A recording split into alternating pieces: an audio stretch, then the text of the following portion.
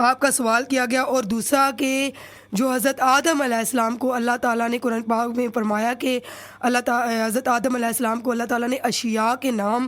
سکھائے تھے، وہ نام کون سے تھے؟ جی ہم وہاں سے ہی جو ہے وہ اپنے ٹاپک کا آغاز کر لیتے ہیں۔ تو لاسٹ ٹائم میں نے وہاں پہ ہم پہنچے تھے کہ شیطان نے جو ہے وہ اللہ پاک کی بارگاہ میں سجدہ کرنے سے انکار کر جو ہے وہ حضرت آدم علیہ السلام کے آگے سے جھکنے سے انکار کر دیا تھا۔ وہ اس کی وجہ تھی کہ اس کو یہ تھا کہ جو سارے اس کے کام تھے، یعنی جو اعزاز اس کو دیا گیا تھا، تو اب جو ہے وہ کنجیاں اس کو دے دی گئی تھیں، تو اس نے ایک تصور کر لیا تھا کہ اب اللہ معاف کرے، استغفر اللہ، کہ اللہ رب العزت کو اگر کچھ ہو بھی جائے تو سارا کچھ میرے جو ہے نا قبضے میں آ جائے گا۔ ایک اس کی وجہ سے اس کا زوال شروع ہوا تھا، اور دوسرا جو ہے وہ اس کی عبادت ایک غرض کے اوپر تھی۔ جیسے ہی یعنی وہ حضرت آدم علیہ السلام کو اس نے دیکھا کہ مجھ سے زیادہ فضیلت کسی اور کو دی جا رہی ہے، کہ میں تو فرشتوں کا سردار بن چکا ہوں، مجھے سجدہ کرانے کی بجائے حضرت آدم کو سجدہ کیا جا رہا ہے، ان کو سب کچھ ان کے انڈر دیا جا رہا ہے، تو فوراً اس نے جو ہے وہ سجدہ کرنے سے انکار کر دیا۔ تو جو عبادت بھی غرض پہ ہوگی اللہ رب العزت اس کی وہ قبول نہیں کرے گا۔ بہت سارے لوگ ہوتے ہیں، وہ کہتے ہیں کہ ہم جو ہے نا ہمارا یہ کام نہیں ہوا تو اب ہمیں نمازیں پڑھنے کا کیا فائدہ، ہمارے تو کام نہیں ہوتے۔ میں آپ کو بتاؤں، ہم غلام ہیں، ہم نوکر ہیں اللہ رب العزت کے، ہم اس کے بندے ہیں۔ وہ چاہے تو ہمارے جسم کا مطلب کوئی بھی اعضاء کام نہ کرے، ہمیں تب بھی اس کا نام لینا ہے۔ ہمارے اوپر عبادت فرض کر دی گئی ہے، وہ ہمارے اوپر آزمائشیں ڈالے، جو بھی کرے وہ ہمارا خالق، وہ ہمارا مالک ہے، یہ اس کا حق ہے کہ اس کی بندگی کی جائے۔ بندے کے کوئی اختیار نہیں ہے کہ میری دعا قبول نہیں ہوئی یا میرا یہ کام نہیں ہوا تو اب مجھے نمازیں پڑھنے کا کیا فائدہ ہے، میں نے تو نماز ہی اس لیے شروع کی تھی کہ جو ہے نا میرا یہ کام ہو جائے گا۔ استغفر اللہ۔ ایسے جب خیالات انسان کے ذہن میں بھی آئیں تو انسان کو تو بندگی اور عاجزی ایسے لے کے اللہ رب العزت کے پاس جانی چاہیے۔ میں آپ کو بتاؤں، اللہ پاک کے پاس سب کچھ ہے، اللہ تعالیٰ زمین اور آسمان کا خالق اور مالک ہے، اللہ پاک کے پاس ایک چیز نہیں ہے۔ اب آپ کہیں گے کہ یہ باجی نے کیا کہہ دیا کہ اللہ پاک کے پاس تو سب کچھ ہے، وہ تو ہر چیز کے اوپر قادر ہے، تو کیا چیز ہے جو اللہ کے پاس نہیں ہے؟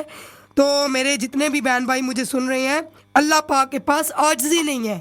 اس کی متکبر شان ہے، وہ المتکبر ہے، وہ کسی کے آگے جھکتا نہیں ہے، لیکن اس کو اپنے بندوں میں عاجزی پسند ہے۔ جو بندہ عاجزی لے کے اس کی بارگاہ میں آتا ہے، انکساری لے کے اس کی بارگاہ میں جاتا ہے، کیا ہے سورہ اخلاص، قل هو اللہ احد اللہ الصمد لم یلد ولم یولد ولم یکن لہ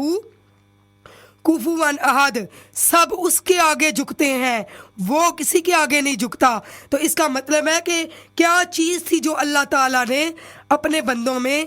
جو ہے وہ تلاش کرنی تھی اور اللہ تعالیٰ کو چاہیے اپنے بندوں میں، تو وہ ہے عاجزی۔ اسی لیے تو جو کہتے ہیں نا کہ وہ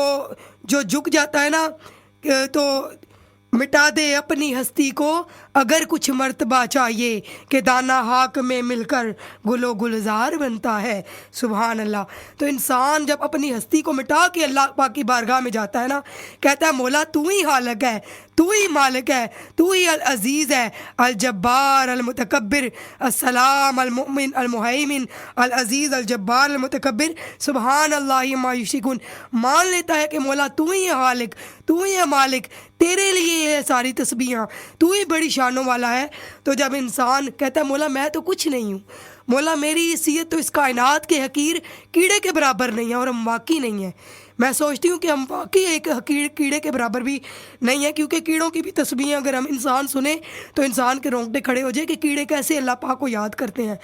ایک حقیر ذرے کے برابر بھی نہیں ہے۔ تو جب انسان مان لیتا ہے نا، عقل کی کروڑوں دلیلیں ہمارا ایک گناہ نہیں معاف کرا سکتی، ندامت کا ایک آنسو ہمارے سارے گناہ معاف کروا سکتا ہے، وہ بھی جن کا تعلق اللہ کے ساتھ ہو۔ میں بار بار اس چیز کو جو ہے نا وہ پرومیننٹ کر رہی ہوں۔ حضرت آدم علیہ السلام جب روتے رہے، آپ کا جو توبہ کا اور آپ کا ٹائم تھا بیچ میں، روتے تھے، تو کہتے ہیں آپ اتنی کریا زاری کرتے تھے کہ پرندے آ کے وہ جو پانی گرتا تھا نا آپ کی آنکھوں کا، اللہ پاک نے ظاہر بات ہے اللہ کے شان والے نبی تھے، تو اس چیز کو ریسرچ کروایا جائے کہ اجے تو یہ اللہ کا حکم تھا، ایسا ہونا تھا، بنی آدم کی ابتدا ہونی تھی، تو اللہ تعالیٰ نے ان سے یہ امر کروایا تھا۔ تو پرندے آ کے وہ پانی پیتے تھے، وہ کہتے تھے اللہ تعالیٰ سمندروں کا بھی پانی پیتے ہیں، دریاؤں کا بھی پانی پیتے ہیں، لیکن وہ پانی اتنا مزے کا نہیں لگتا جتنا حضرت آدم علیہ السلام کی آنکھوں سے گرا ہوا پانی ہمیں مزے کا لگتا ہے، تو ہم اس کو پیتے ہیں۔ اللہ پاک نے اس وقت فرمایا ہاں مجھے اپنے گناہ گار بندے کے آنسو بہت پسند ہیں۔ جب انسان یہ اس لیے رلایا جا رہا ہے کہ جو آپ کی اولاد آئے گی اس کو پتہ ہو کہ جب ہم گناہ کر لیں تو ہمیں گریہ زاری کرنی ہے، یہ نہیں کہ شیطان کی طرح جو کہنا کہ نہیں ہم نے تو کوئی گناہ کیے ہی نہیں، ڈیٹ بن کے تو ادھر ہی کھڑا ہو جانا، نہیں نہیں یہ میری تو اس میں کوئی غلطی نہیں ہے۔ غلطی نہ بھی ہو تو بندہ کہہ دے کہ چلے غلطی ہو گئی ہے، اور اللہ کے سامنے میں تو کہتی ہوں صبح شام کہنا چاہیے کہ مولا ہم سے تو کوئی ایسا لمحہ گزرتا ہی نہیں کہ غلطی نہ ہو، ہمارے تو دن لمحے ہر ٹائم جو ہے وہ غافلین میں ہم گزارتے ہیں، غفلتوں میں گزارتے ہیں، تو مولا ہمیں معاف کر دے۔ تو اللہ پاک نے فرمایا کہ مجھے اپنے گناہ گار بندے کے آنسو بہت پسند ہے، اس لیے میں نے آنسو میں لذت رکھ دی ہے۔